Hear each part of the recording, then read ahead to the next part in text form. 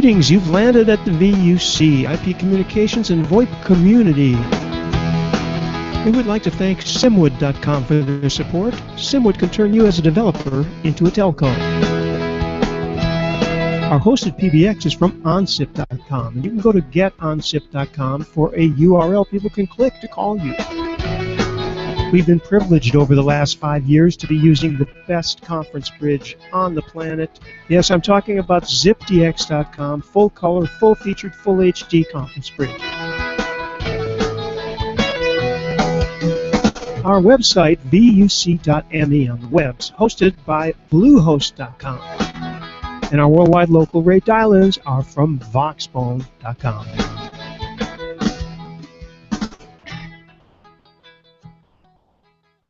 That's right, and with that, this is VUC 519, and as the magic revealer will show us, we've got Mark Williams, returning champion with Obihai.com, and he's going to tell us, Mark, you're going to tell us about a lot of the products, the whole line, in fact, but we're focusing on the IP phones. We've got the crack VUC panel with us, as you can see. And thank you, James, for thinking about suggesting the topic as well. I will deign to show myself quickly here. Here we go. Let's go to Mark. Mark, thanks for joining us again. You were here, what, might have been a year by now. But anyway, let's hear what you have to say about your new phone lines and also the rest of Obihai.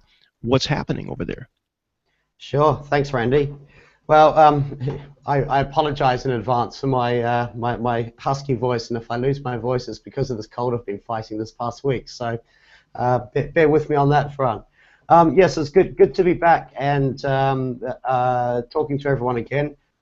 You know, since the last update, we've made quite a lot of progress with the IP phone product range, and we've now launched them into the market. So today what I'd really like to give everyone is a bit of an update on the overall Obihai product range, but also run into a little bit more depth around the IP phones and also answer any general questions that other people might have. So with that, Randy, can you switch the feed over to the presentation? And we're there by the magic of telephony. Excellent.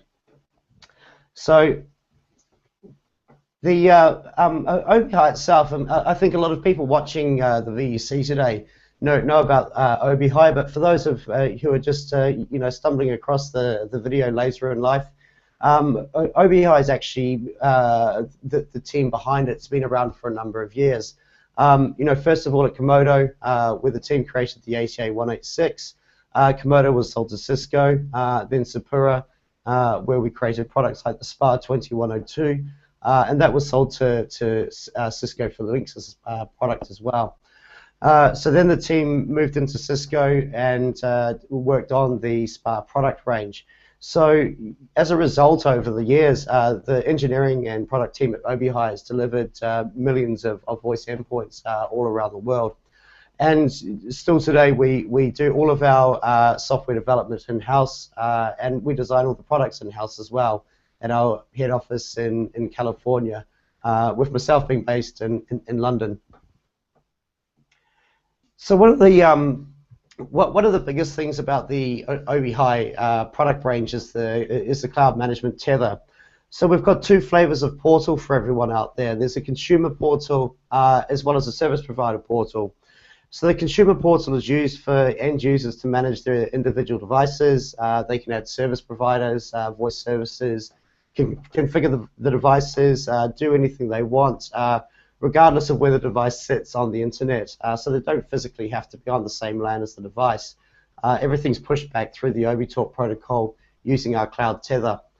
So we take that to another step when we introduce the service provider portal, which is, like the name would suggest, is for service provider customers.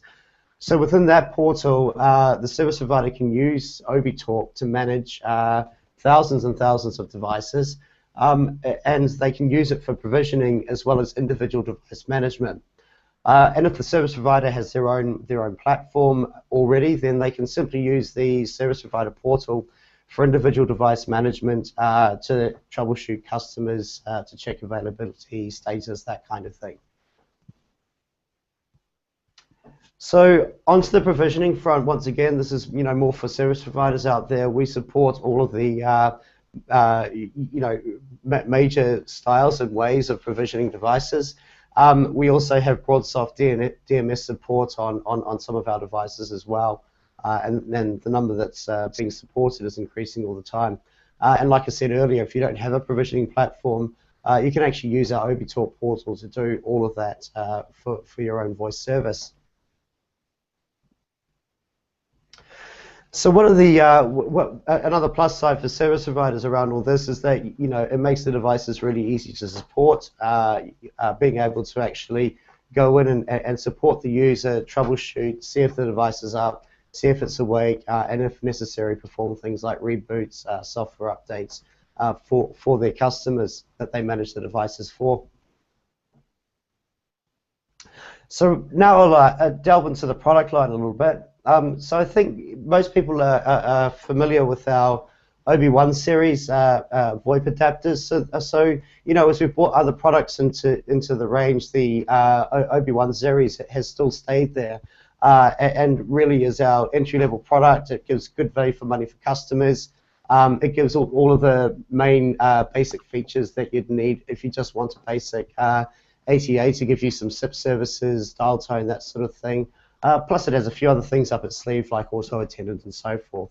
The Obi-110 also adds an FXO port, so if you wanted to hold on to your legacy analog line with your existing phone service for your inbound number, or for peace of mind for things like emergency services, then that's the model to go for.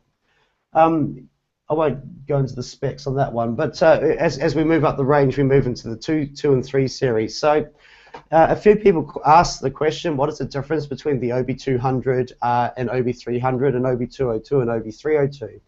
Well, the answer is from a hardware perspective. The hardware is actually the same hardware. The two devices, use their software a little bit differently. The 3 series is designed for service providers and to be sold to service providers. And as such, it doesn't include functionality for Google Voice. But it does allow other things, that service providers require, like firmware downgrades and management and that kind of thing. Whereas the Obi-2 series is designed to take advantage of the Google Voice network. Things like the approved service provider program within our portal is all designed for the Obi-2 series of products. So that would be typically picked up by someone who was on Amazon or at a web store, or even in a retail store, looking for an ATA that bought one of the Obihai products. That would probably be the 2 series. So for some of our enthusiasts, who want complete control of their devices, then the 3 series is certainly an option there as well. Some of the other highlights of these models is that it adds a USB port, so you can take advantage of all of our accessories, be it Wi-Fi, Bluetooth. You can even plug an FXO port with the Obi-Line FXO adapter on these products. So I think everyone's seen these product ranges before, but these are the blue adapters that we have. These products also support WebRTC as well, so that means actually through the ObiTalk website you can enter a device's Obi number and call that device directly using WebRTC through a web browser. We then move up the range to the Obi-500 series. So these products, these are high-density ATA products. You can have it with either 4 or 8 FXS ports. Also comes with 4 switch ports, which can be operated just as a switch or as a basic router. This product also supports some LTE dongles in the US as well, so you can actually have it as a failover voice service if you want. Some of the other really cool features about this product are things like the line in and line out ports. So you can plug in an overhead paging system into the line out port. You can plug a microphone into the line in port. I can also actually map a key on my IP phone, so I can, if I wanted to page something, it'll open up the paging directly on the Obi-508 from the other Obi handset, and you can just use the handset to make a direct page over overhead speakers. So it's quite a cool building block in the Obihai network. So if we move on to the IP phones, so I think the products have been shipping for a couple of months. The feedback we've had from people so far is really fantastic. People really like the flexibility that we built into our ATA products and how we've taken that and expanded on it with our phone products. So some of the features, even in our entry-level model, the manager, it has a color screen, 16:9. It's got a lot of real estate on the screen, so you can see what's going on nice and easily. It's really vivid, so everything that's happening is quite apparent to the user. It's got good enterprise standard features like EHS support, programmable keys, and it supports sidecars as well. So you can see on this model here, we've got a sidecar attached for additional feature buttons. When we move up to the OB1062, this builds on the OB1032. It's the same form factor. It's got the same high-resolution screen. But what it adds is a few more line keys down the side, and it also adds gigabit Ethernet, plus built-in Wi-Fi and built-in Bluetooth. So when we look at the highlight features of the products, the acoustics of our devices is something that we really take a lot of pride in. We've put quite a lot of work and effort into getting the sound just right, and it's an ongoing exercise just to get sound perfect. And we think we've done a really good job of this. The speakerphone quality on the device is really good. If you prefer to use a handset, the audio quality and user experience is great. When you're using high definition codecs on the device as well, you really do start to get immersed in the conversations. And it is quite hard to move back to regular G711 conversations afterwards, after you've been talking in HD. The noise cancellation on the product as well is really quite good. So even in a noisy environment, you can have a really clear conversation without losing parts of your conversation. So in terms of the visuals itself, the device has a really easy to understand GUI. We can probably get some close-ups of that later on. But you can change the themes of it, you can change the look and feel of it, and it's for the user. Once the device is deployed, it's really easy to understand, easy to use. One of the other really cool features about the device is just the integration with your mobile phone. So with my Obi device, if I receive a call on my mobile phone, which I'll make now from this one. We'll see that so I can see that I've got a call here on my iPhone, and now my Obi phone starts ringing as well, and that's just through it's just through Bluetooth pairing of the mobile device. So we're actually streaming the Bluetooth audio between the mobile handset and the Obi. So I can pick up and actually have the call on the handset or using the Obi speakerphone. So the call quality on an iPhone is pretty good, but you have to bear in mind that these speakers at the end are quite small for a speakerphone conversation. So to get that better aural experience, you can use the larger speaker, obviously in the Obi. One of the other good things with personal networking and the Obi device is that all the contacts that are on my iPhone, in this case, are synchronized with the Obi. So if I want to make a call to a contact, I don't have to fumble through my iPhone and then enter the number on the Obi. It's always going to be synchronized in the contacts on the device itself. So just on to customization,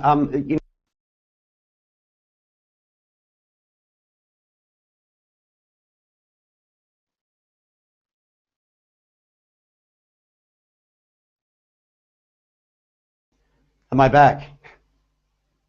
Yes, you're fine. Right. Okay. So the customization of the device. By default, we include 3 different skins, but also we have a framework that that allows our service provider partners to design their own look and feel for the device, and we've got an XML framework to do all that. So it really means for service providers and for other partners as well, they can create a bespoke experience for their customers or the application the device is going to be used for. So then we go into the accessories. You know, we have our sidecar for the IP phones, as well as the Bluetooth and Wi-Fi dongle, which are currently both, you know, all supported in the Obi phones. The Obi line itself, that's not supported at this point, but we intend to add functionality next year. So that's really it on the presentation front. So if there's any questions from people, we should answer a few of those now. There was a question on IRC from Thomas in Austria asking about Opus support on the Obihai phone. That's an obvious one for you. Right. Yeah. So I think we've published that we intend to support Opus with the devices. So at this point, it's not on the shipping software, but we are testing it, and you know, the initial feedback on it is quite good. To what extent do you see the Obi Talk as a single point of failure? I mean, if I'm installing this a suite of your phones in my, you know, disaster recovery center, or somewhere that's really seriously business critical, but I lose my connection to the Obi Talk cloud, do the phones carry on working? Yeah, absolutely. So the phones themselves are able to operate completely independently of the cloud. So, you know, if for any reason there's an interruption between the user's site and our services, or, you know, if for any reason there's any other lack of connectivity to the cloud, the device is always going to keep on working. You know, obviously, it's going to need connectivity to its service provider and all that sort of thing as well. Sure. I was just thinking of, you know, places where I don't know, cruise ships or something like that, where you might well have a local service provider, or effectively, you know, an all-in-one service provider, but you might lose your internet connectivity for a day at a time for one reason or another, but still obviously want the, you know, the telephony infrastructure to work. Yeah, my experience with these things, Tim, is that the Obihais can be configured in a very wide variety of ways. In fact, that strength is possibly one of the weaknesses, because there are so many configuration of opportunities with the Obihai, and when you first come face to face with it, you think, oh my God, what's going on? Why can I not configure it locally? The answer is because it's being configured by Obi Talk. But I mean, I think given that that's one of the strengths as well of the solution, I think it's worth trying to understand what impositions that places on the, you know, the user, whether there are any downsides in terms of requiring connectivity, or does it? I mean, I hesitate to ask this, but does it add an attack vector as well? Does it add what? Sorry. Does it add an attack vector for hackers to another way to for them to take over our phones? Oh gosh, I need to get my tinfoil hat out. Well, you know, got to ask these questions. Fair enough. You've got to ask the question. No, absolutely not. You know, so first of all, the protocol Obi Talk is proprietary in itself, and it's incredibly secure. In terms of the platform itself, Obi Talk, so the device doesn't need Obi Talk to operate. So even if the device has been configured with Obi Talk, and let's say, you know, in the cruise ship example, there's no connectivity to Obi Talk for a period of, say, a week, all the devices on that cruise ship scenario, that they continue to work as normal, and when they connected back to the tether, the ObiTalk service would come back up, and if any changes have been made via the portal, at the point that they reestablish connectivity, those changes would then be pushed down. Now, in that kind of environment, the way that you probably operate the devices is independently of the portal anyway, and manage them locally or via a local server in that environment. But we offer the flexibility so you can do it either way. If you want to use the portal, which is what the vast majority of people do, then it's there. But of course, if you want to manage it under your own realm, then that is completely straightforward to do as well. Cool. And staying with the tinfoil hat Sure. brigade, if you're supporting WebRTC, does that also mean that that you support SRTP for the media? So the media is encrypted by default or optionally, or what's the media encryption like? Yeah, so actually the WebRTC is bridged through the ObiTalk portal, and it actually uses the ObiTalk voice protocol to deliver the audio down to the phone. Oh, okay, right. Okay, so did we have a nice shot from Michael of the phone? I'm not actually sure that it's logged in, registered with anything though. No, it's not in this particular case, I'm afraid. It's out of the box and sitting in front of a camera and powered, but that's about it. Why? There's an LED up on the top row, which kind of looks like it's a line in or something, but it actually, what is that? Is that the power LED?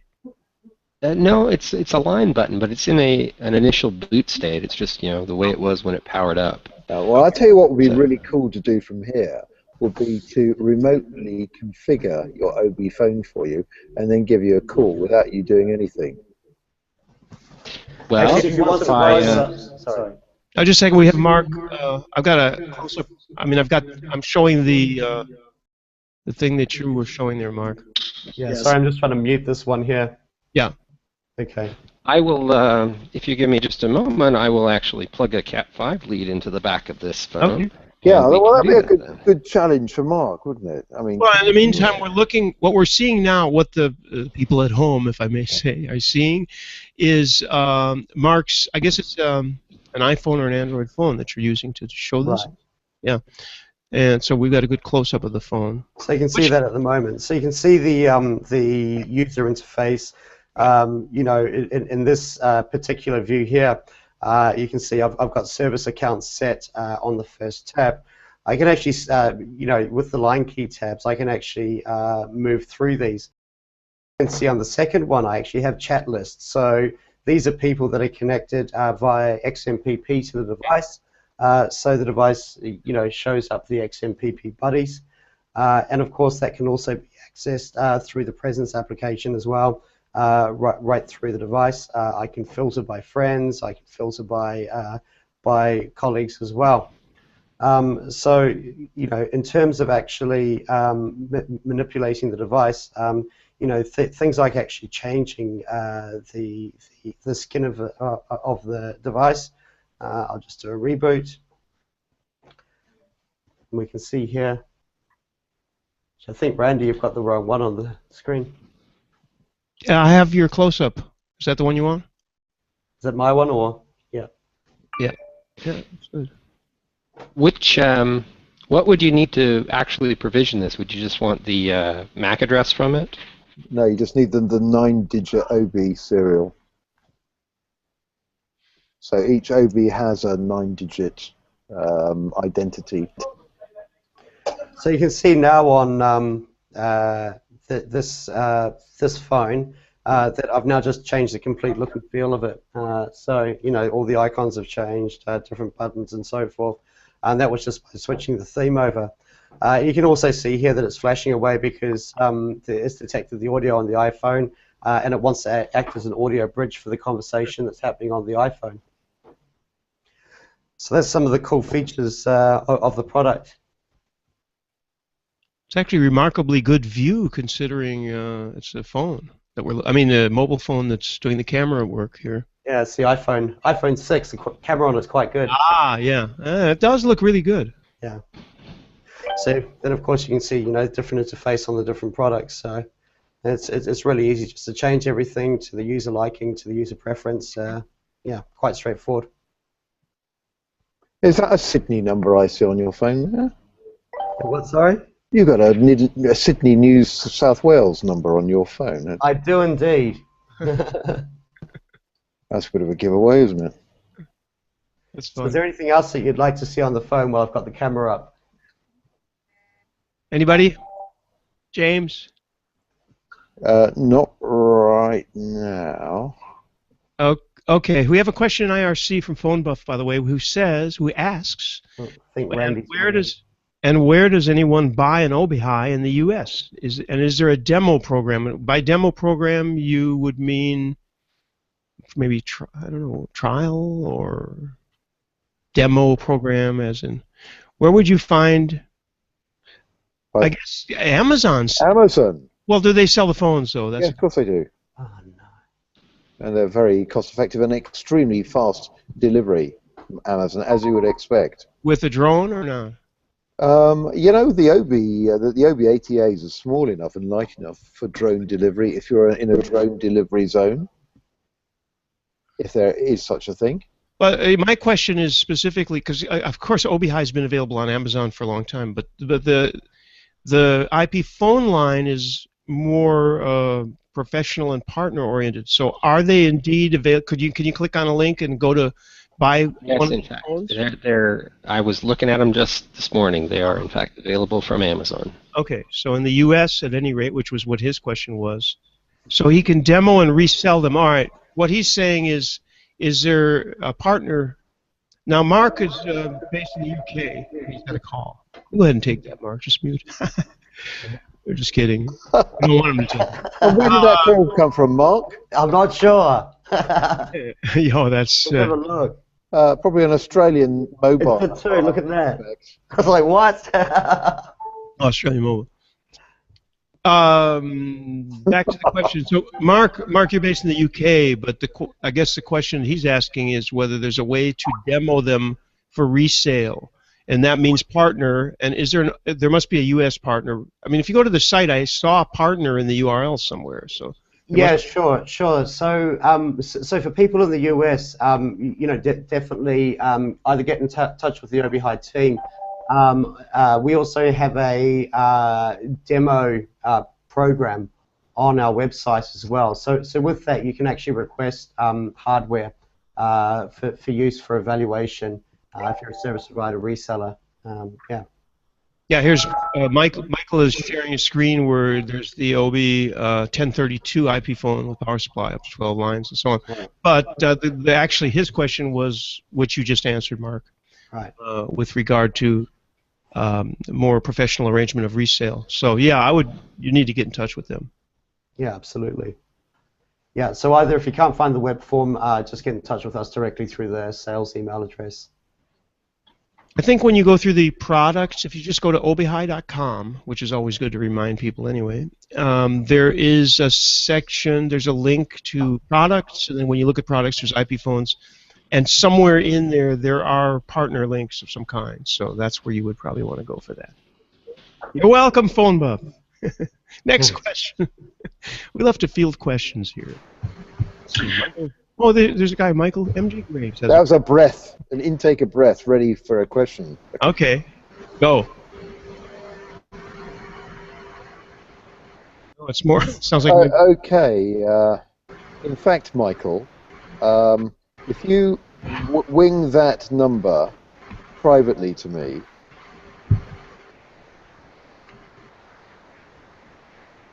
Somehow. While we're waiting for that to happen, I have another question. I know, because I have a build that has it in, that you are following the route of AMR wideband as well, and I believe that is going to coexist with Opus as well. So, how do you see that going?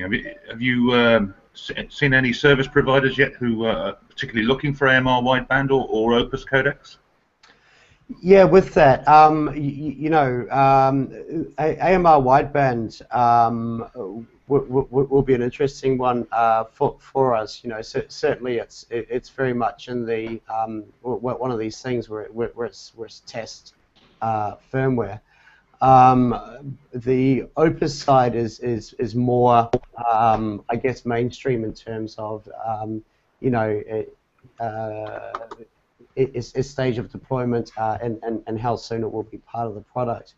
But in terms of other service providers that are looking at it, you know, the feedback so far has been quite interesting. And you know, for AMR wideband in particular, in the mobile market, it offers a lot of interest, obviously because it can be integrated straight into a 4G mobile platform, and then obviously the Opus piece makes everything more integratable with web-based protocols. Yeah, it has to be emphasised that because the default codec in mobile devices now, particularly with LTE coming online, is AMR wideband. Right. Having AMR wideband capability in a desktop phone is actually quite useful. It means you can go all the way through in AMR wideband without having to transcode into something like 722 or 711. Right. And also having Opus available in the desk phone is a great bonus if you want to interwork with other people who are using the Wonder codec Opus. Absolutely, absolutely. So in theory, the WebRTC calling now should work in Opus too. So I tried that earlier and it was working. In fact, can we test that live to find out whether it works? What do you reckon it's going to work this week? Do you want to try it to this OB number here from your machine? Yeah. Come on, Mr. Somewhat. Is Andy there? Andy can do it because he's got an OB phone at your fingertips. I have an OB phone, I'm afraid, which is still in a box since I've moved. Well, that's no I good. don't actually have a lot of ability to just plug it in and switch it on, so sorry. If you do it from your web browser, I can show you on this phone here. From my web browser, tell me what I've got to do. So if you go to obtalk.com. Oh, look, there's an OB Talk number there. Well, I'll tell you what I can do, just because I can. I've actually got an OB80A here, plugged into an analog phone like this one. Right. So I could, just for the purpose of showing that every OB, as soon as you plug the thing in, it's registered. I should be able to make an OB call from my OB80A to your OB phone. Sure. Without doing anything. Oh, well, apart from dialing a number. That's right, isn't it? Yeah. Okay, tell me what I should dial then. On my So that would be from an ATA, we could dial **9. *9. 610. 610. 639. 639. 856. 856. Your number is my escort service. And that doesn't sound too promising, does it? It doesn't sound very promising at all. I think that was a fail. Okay, Michael. Yes. You've just plugged that OB that you've got in. Yes. Therefore, you should have the OB account, the built-in one, should be registered. So if you press the dial button and do 610, 639, 856, there's a chance that you might be able to talk to Mark in wideband. Okay, just a second. Let me punch this. I'll punch. This is in true VUC, totally. Give me that number again. 610. 639 856. Yeah. Now the question is, what is the codec order on that one last set to? Well, we'll find out in a second, won't we? We'll find out. This is great. This is live, unscripted. Yeah, and while he's dialing that, note to self, get Allison to say dangerous demos. Here we go. We're trying again. Service not available, it says. Could it be that I need to reboot it? Just if you just dial *9 in front of the number, because it hasn't been your phone hasn't been set up with any call routes or anything in it. So dial **9 610-639-856. Okay. **9 610-639-856 and go. It says trying. Look Peer at that. ringing. Oh, there we go. Hello. Well, hey. And if you press the tick button in the middle, it'll tell you what codec you're using. Yeah, we're using G711 at the Oh, moment. 711? That's very boring. Yeah. I would have expected something a little bit more exotic, but I suppose, hey. I think G722 is switched off on this one, but I can certainly switch it on and restart it. And then Okay. call back. Here. We'll end that call. Yeah, there we go. And go back to its home position. Now, do you restart it or do I restart it? You don't need to do anything. You don't need to do anything. Okay. I'm just going to sit here and mind my own business then. I'm just Joe customer.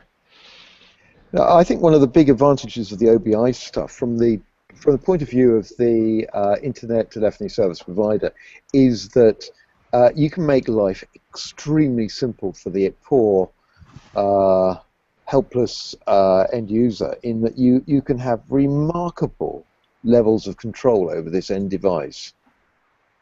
And the poor end user doesn't have to worry about it, it just kind of works. Well, that's a theory, anyway. And it's worth noting that there are a number of small ITSPs that have sprung up almost exclusively using Obihai hardware. And the reason that they select Obihai hardware is that the remote configuration options are just so good. You can see exactly what's going on. Well, if you thought the Sapura Linksys Cisco stuff was good, you ought to see the options on the Obihai. I mean, it's absolutely frightening what you can configure on these things. It's enough to blow your brain. Yeah, the web interface is incredible. You know, if you go back far enough, I was actually in the beta program for the Komodo. Sapura SPA 3. Oh, No, the I SPA think- 3000. Did you ever have a Komodo ATA? I did, but my ATA, the ATA 186, was given to me by Vonage. Oh, you newbie. There we go. Here it is. Hold on. That's for you, All Michael. Yeah, I'm getting it. There we go. Hello. There we go. And it says we're connected in HD. Now we are. Yeah, wasn't that And lovely? if you press the tick button in the middle of the circular thing, Michael, and then scroll down, Here we go. you'll be able to see which codec you're using. It says HD. It says G722 in both directions. Wow, Actually, look at it's quite a lot of nice detail for the media stream. Yeah, so when a call's in progress, by hitting the tick key, you can see all the status, the encoder, decoder, packet size, MOS scores, the whole lot. Interesting. Okay. Bear with me just a second. How are we doing for time, by the way? We still have some time. It happens that I have a portable camera that I may be able to bring up and show people the screen on this phone. Very close. Because it's like a brand new, only just... That's right, and you haven't done anything to it other than plug it in. No, I didn't. I didn't Plug in. touch it. And you're already making calls and receiving calls on it. There we go. Yeah, exactly. It works out of the box. Now, let's see if I can do this. Plug in. Not quite getting what I wanted out of that. Give me just a moment. Sources. Are you setting up yet another camera, Michael? I do. I'm bad that way. I know exactly what you're like.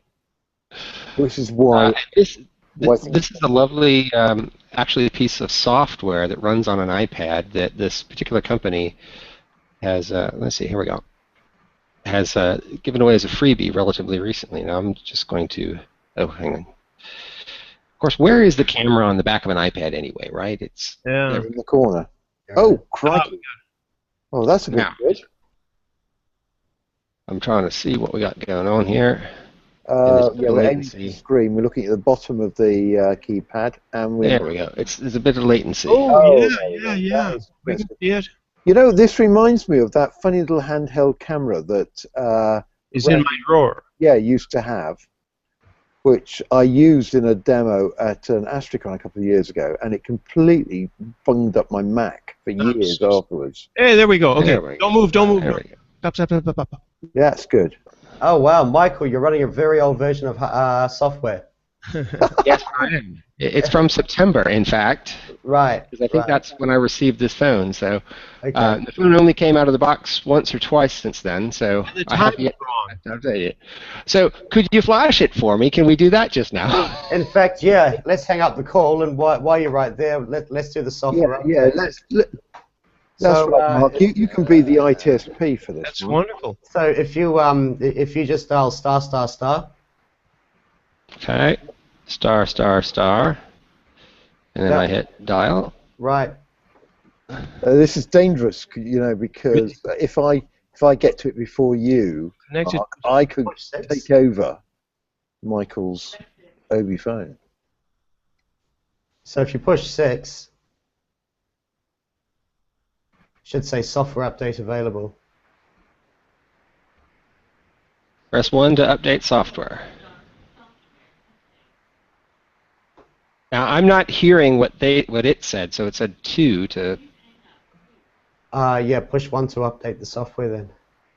Okay, and it says please hang up. Right. Okay. So in the next couple of minutes, it should update itself. And then reboot. Right. So I think at this point it's probably going to be like watching the kettle boil. Yeah. Okay. Well, let's not do that then, shall we? How big is the? We'll come back to it. I think for that. Is there any sign that anything's happening there? Oh, there it goes. You can see the little download arrow just came up on the screen. Go Hang back on. to the screen, Michael. Come back to it. Go back. Are your arms beginning to ache? Yeah, probably. Yes, they are. In fact, Oh, they're yeah, good. there's the Oh, yeah, download. there's a download arrow. Uh-huh. It looks a bit like an Android download going on. And there it goes. And it goes to reboot. How fast is your broadband connection, Michael? 50 by 10. Oh, so pretty snell then. If I did that on my rural broadband, it would take slightly longer than that. It's one of the reasons why I'm in the office today. Right. And I should like to add that on my Christmas list, there is a multifunction stand for the iPad to be able to use it as a camera or a whatnot. There we go. Good. Yeah. And now you're up to date. Brand new firmware. There we go. Look at that. And is that the correct time? Well, it's the correct time for West the Coast. Pacific, West Coast, yeah. Yeah. That's it. So, Michael, can you go back to the display of the codec? Or you're not on the call anymore? Yeah. No, what we'd have to do is well, maybe he could dial me back. Sure. Because I'm a little hands occupied at the moment. You think Alexander Graham Bell? Think Alexander Graham Bell imagined people video conferencing and showing other people making calls? You know when you think about all the technology that's being used to actually do this thing, like the amount of Wi-Fi, the iPads, the cameras on the devices, the cameras that are not on the device, it's a great use of technology. Pretty amazing. And whilst we're talking about that, I've just downloaded the Obion soft client, and I'm just setting up Hold a on new. 1 second. Hello. Hello there. Here we go. We tap that. That's it. So where we find it's in Opus, and No, it's in G722. 722. But the display's a little different, right? Yeah, that's it. Yeah. That's how Mark saw Yeah. it. Cool. Well, thank you, Mark. I will hang up and Here we go. be less confusing that way. Excellent. James, you had a question. Go ahead. Well, it's not a question. Whilst you've been going there, I've just downloaded the Obion soft client, which is the Obihai freebie soft client, onto my iPhone 6, Yes. and I'm just then going to call Michael from my iPhone. The Obion iPhone client at the moment has some compatibility issues with some of the newer hardware. So there's some work going on to rewrite that at the moment. So what happens if I do call him? I think on the iPhone 6 it probably won't establish. Oh. Gosh, that's boring. How about Android? If I use my Nexus 5, will that work? There is a question here about is there, to the providers, the ITSPs that may be using, is there a cost for this provisioning service? No, so the ObiTalk portal is part of our product. So you know, to use the provisioning platform as it is free of charge for our service providers. That's interesting. I think Obihai has in France IPPI.fr uses Obihai. Am I right? Do you know, Mark? Yeah, I know because I've got an IP account on my Obi phone on my desk. How did you get an IP account? You need an address in France, James. No, you don't. Yes. No, you don't. You don't? No, you need an address in France. Oh, for an ID, for a DID. For a DID. A number, geographic one, but not for an IP account. Right. And of course, I could help you get that if you want. Anyway, yeah. So I'm pretty sure they were. Is OnSIP also? They might be. Can't remember. There's a list somewhere, isn't there, Mark? Yeah, there is a list. Where is that list, by the way? Of the service providers with the setup wizard themselves. Yeah. Yeah, if you go into the consumer, regular ObiTalk portal, then I think when you add a voice service, you've got the option to choose between the approved service providers and Google Voice. So with those methods, the device is configured between the service provider and the Obi using API. And then there's another option underneath that for generic service providers. And for those service providers, the information on the services is held in the portal, things like the server address, ports, and all that sort of thing. And then the user just enters their username and password, credentials for that account, which is actually stored on the device itself.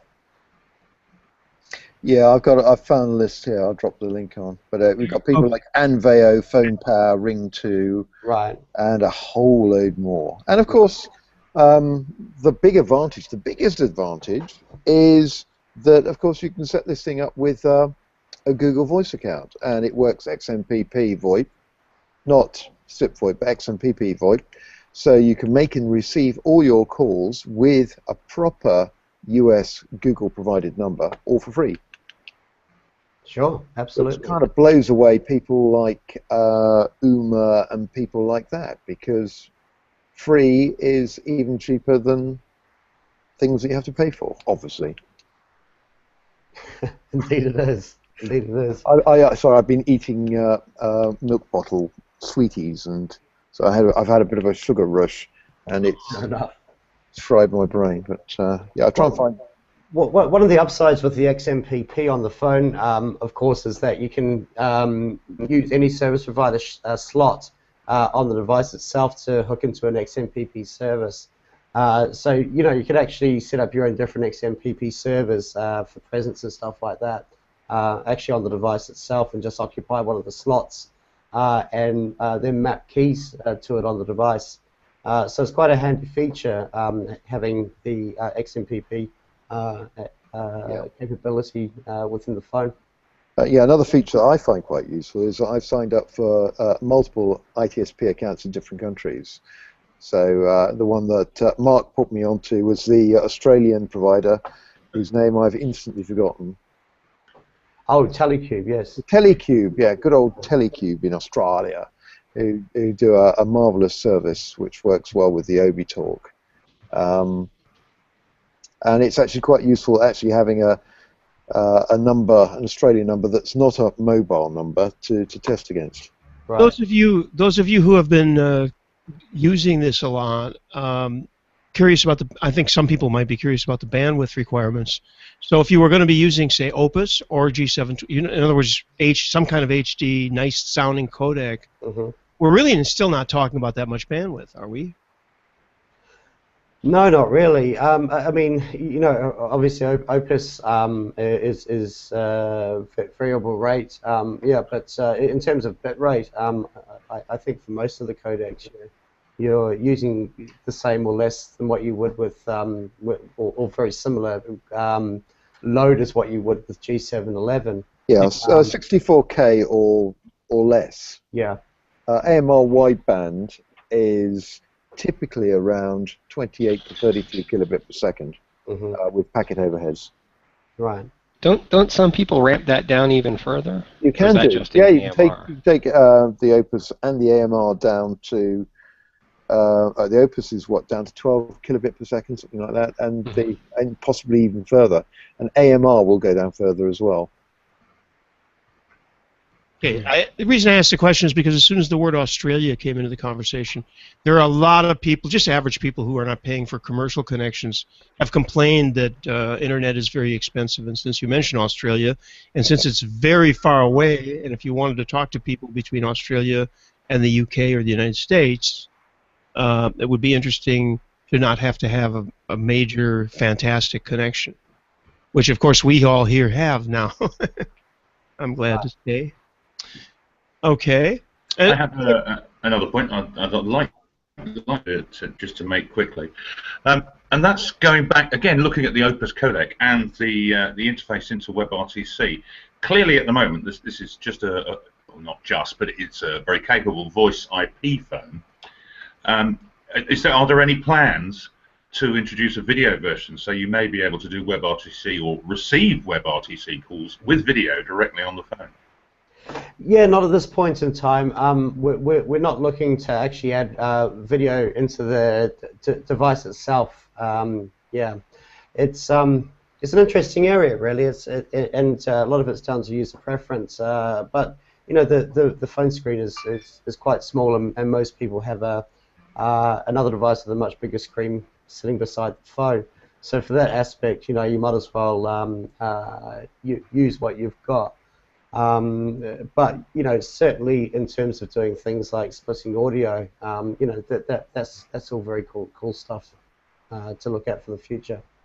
Well, I just wondered in particular because we've done three-way calls using different codecs, so the phone itself has been doing some transcoding between different codecs, so it clearly has some processing capability. Yes, absolutely. And it's not being stretched when you just make a normal voice IP call. Right. Whether it may be possible to have maybe an external video interface on the phone, that you might have a small screen that maybe sits on top that you can rotate round or something. Sure. Yeah, actually, to be fair, yeah, I don't know the technicalities of the hardware enough, you know, whether it would cause it to go into meltdown or whether it would be quite fine with the whole experience. Anyway, Mark, can I take you back to something you mentioned in passing with your slideshow, and that's the Bluetooth and the Wi-Fi functionality, and in particular the Bluetooth. Can you just expand a little bit further on the fun things you can do with Bluetooth pairing with these things? Yeah, so with this, the actual pairing itself, you know, the device, as soon as you come in range of your house or your office rather, and the Obi phone picks up your mobile, it's twinned and it's there. So any call that you receive in on your mobile, the Obi rings. You can also dial outbound. You know, in the case of this phone, I've mapped one of the call keys to actually be my iPhone, so I can literally pick up and dial from here. Using my mobile phone as my outbound service. So we're saying if some maniac in Australia called your Obi, yes, your iPhone would you could pick up the call on your iPhone. So if they called my regular Australian number, yeah, it would ring my iPhone as well. I've got a rule mapped to one of the soft keys, just to toggle the mode between, you know, when I'm here and when I'm away. So as soon as I'm away, the device toggles over to my mobile phone. So you know, it's really flexible in the way that you can actually craft the routing of your calls, you know, between your devices. Okay. Well, any second now, maybe. I thought a challenge was coming. You detected that one, did you? Does that sound like an Australian ringtone? No, that's a European one. So where did that call go, I wonder? Nowhere, apparently. No, I was calling Australia from my Australian number. Oh, I see. My Australian number's offline at the moment for some reason. All my other services are up. Is it? Yeah. Well, I think you just DDoSed it. Yeah, right. That's it. probably ringing somewhere in Australia, and there's some grumpy person. Well, waking them up. Some bastard's ringing me at 3 o'clock in the morning. Who could that be? Another shot on the Barbie. Yeah, of course, it's nothing to do with the VUC at all, really. Right. Anyway, that would have been an interesting idea, but doomed to failure, unfortunately. Okay. Well, we managed to fill the hour nicely, I thought. Hasn't it gone already? We haven't even warmed up yet. We haven't even done anything particularly dangerous yet. No, but we did manage to make a call or two. We provisioned the phone at a distance. Actually, a very good demo, by the way. That was actually very impressive. I've never seen anything. Well, considering that Mark didn't even know we were going to do that. Right. Now, we're going to have to get somebody from Polycom on to see whether they can do that. That'll be the challenge. I'm looking at Michael's eyes. Actually, OnSIP does that, so we could maybe talk to them and do. Oh yeah, we ought to have OnSIP on. Yeah. Oh, they have a whole. They do that with their system. Also, go ahead. I would like to talk to John from OnSIP to see how he's been doing with his WebRTC trade show travails. Yeah. In fact, just thinking about it, we ought to have a session of little mini demos on WebRTC related products, because we've got 2, if not 3 of them here. And James Tagg came over and pressed me against the wall saying, I want to show off my new WebRTC bits about an hour ago. Are you going to help me? And I went, because it's, you know, it just takes time. So can we have, this is a request from the floor, Randy and Michael, can we have a kind of a WebRTC themed show and kind of do a series of mini 4-minute dangerous demos, but with WebRTC stuff? What do you reckon? Yeah. In fact, I think they should all be very dangerous and live with no preparation. And then we can then do a second stage, which is interworking. Yeah, plug them into the matrix or something and see whether you can interwork between different... Yeah, right. We'll get Matthew on and have... Yeah, did you see Matthew popped up on the IRC saying this time. He's on a call and so he can't play at the moment. Speaking of which, I wanted to call out a couple of people. Well, I was going to say Michael, but Michael's with us. It's nice to see all the names. There's Randy Thompson, Robert Daly, Rule, whose name I don't recall, but he's got... Is that Jean de Rule? Got it. No. It's Ruel from... I don't even know where he is. Also, a very close friend of mine, SIP1408. No, I don't know. There are a couple of people called in with SIP. Thomas is called in. And it's nice to see everybody. We appreciate your support. Yeah, it's great to see Thomas. It's been a long time since we've heard from him. Thomas got his answer. Rule's from Tennessee. Hey, Rule. And it's just nice to see familiar, well, not faces, not even typefaces, but names anyway. Yeah. So with that, I think we're going to call it quits. There is no Carl Fife, though, by the way. So there is no, unfortunately, there will be no Carl Fife question. We've got Diana on IRC queuing up. She probably wants to make an amazing announcement. Look for me. All the women do this, you know. They're always... You're being stalked again, aren't you? I am. Let's close out the Hangout for now, though. Thank you, everybody, for participating. Mark, thank you. I think you did a fantastic job of showing things, and you got a really nice setup now, so you're going to have to come back. Oh, thank you. Great to see you. Okay, with that, we're going to, unless anybody has any reason, like they say at weddings, to not immediately stop this. Anyone? Any last second? All right, here we go. So we will see you next week. Voxbone, DIDs, and WebRTC. Oh, good old Vox. Who's going to be on from Voxbone, Randy? Dries will be with us. And maybe Junko, I think her name is. Oh, that sounds promising. Yeah, no, she's very nice. Okay, so with that, everybody's wave goodbye, everybody. Waving now.